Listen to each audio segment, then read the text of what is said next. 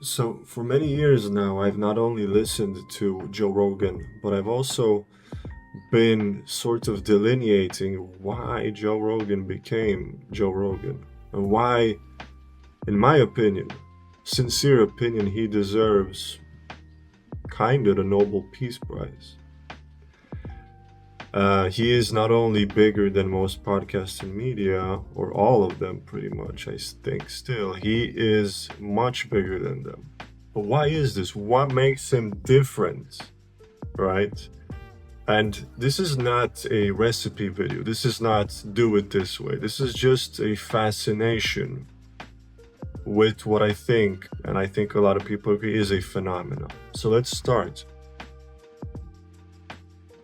Joe Rogan grew up, or was born rather, under an abusive father, right? There was violence in the home and so forth. However, very early on, Joe Rogan witnessed his mother exchange the abusive father for a benevolent one. Okay, so I think before the age of 4, if I remember correctly, the bad father was exited, and brought in was the benevolent stepfather. And such a vast sort of black and white change has to be magical for a child to experience. With its incredible intuition developed, a child is just a sponge. And so imagine that happening to you. You go, change is possible. Speaking of sponge, right? Joe Rogan didn't go to school until he was 6, meaning not at all. He didn't exit the nest like most kids do until the age of 6. Why is this significant? This is significant because kids are in so-called theta waves until the age of 7 or 8. This means that they are very, very suggestible. They are in a hypnotic state all the time, not just when they're falling asleep or waking up in the morning. This is for them to learn, right? This is for them to sort of take in on a deep, deep level into the subconscious what there is to do and what there is to avoid and so forth, right? And so imagine going into this state, which most of us, I guess, did in the Western world, going into this state into school. What happens is you become inundated with not only institutional indoctrination, but also with the sort of chaos that a lot of different kids from different families will bring. Joe Rogan avoided this for most of his theta states. He avoided it.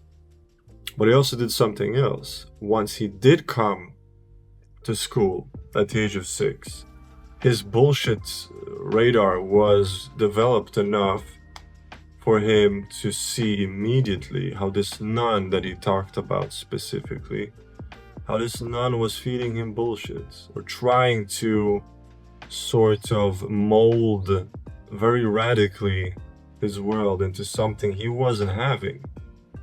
And so imagine that, okay? He came and he's like, no, I'm not having this. Not your average kid. Not your average kid. So you have two very radical and I guess, unique situations having happened to him before he was out of his theta state. Joe Rogan then went into martial arts based on recognizing that he could mend his bully problems this way. So he took power, right? Having seen it already twice at least in his life until the age of 6, right? He took power, went into martial arts, developed and got into his warrior masculinity. Saw that problems were fixable, saw that they were mendable, and saw that sort of embodiment was very foundational, right? Because if you're not in your body, then you're all over the place. And martial arts not only helps you to be super, super confident, as most people who go into especially jiu-jitsu will testify. He stayed in martial arts for a lot of years, got his black belt in Taekwondo.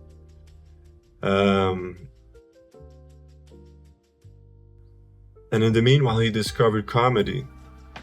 So somewhere there in the middle, he discovered comedy. He was not a clown, but a trickster. He was esteemed as the funny guy on buses, on tours to martial arts tournaments. So he already knew that there was something there, but he became interested in the spectatorship of comedy until then, or until he realized that martial arts wasn't a career. It wasn't a career where he would keep his brain intact, right? He would probably not go full-brained through life if he stayed in martial arts.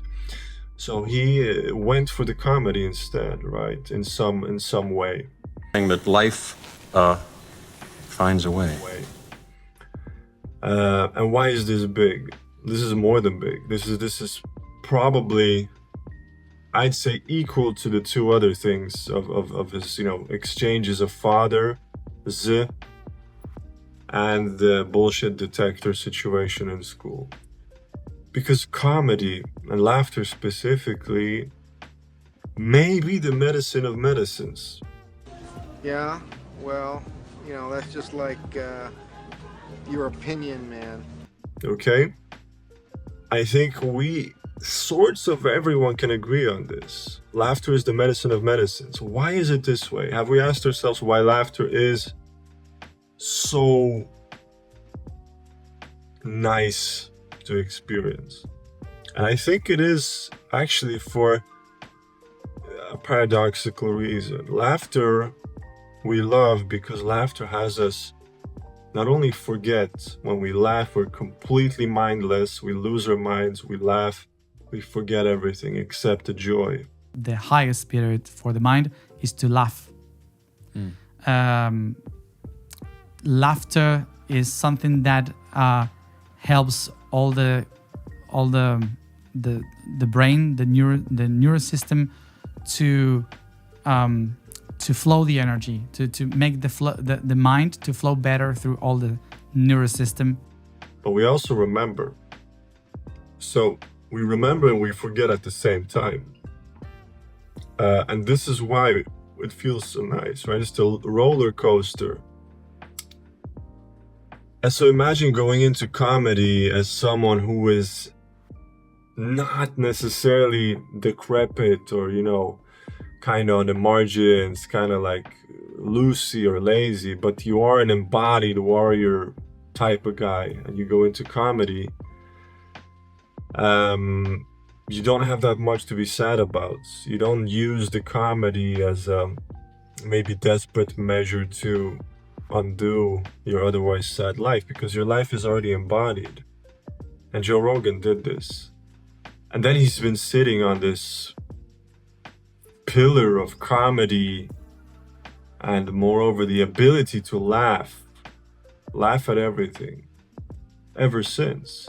And so even when he brings on very serious guests on the podcast, like journalists or, quantum physicists, he is always resting on the fact that at some point very, very soon, he will not only laugh this off, he will release it, but he will also hang out with a bunch of other tricksters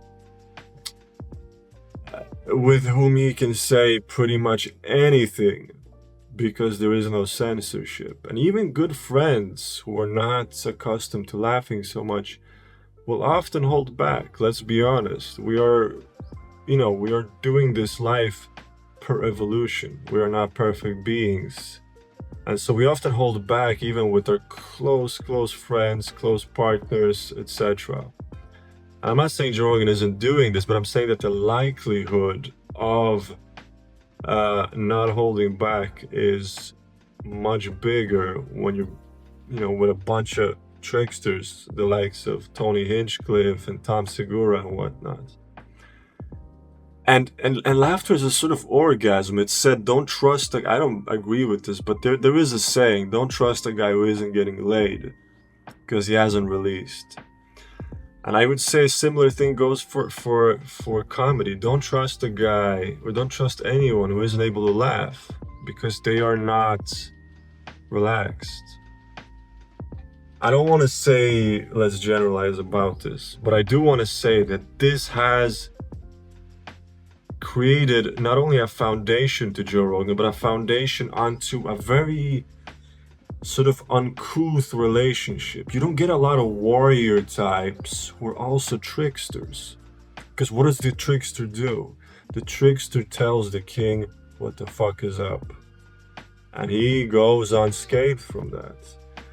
And this is why Joe Rogan sort of Trojaned the whole Western system and narrative. Because he did. He probably had a huge making in the election of Donald Trump.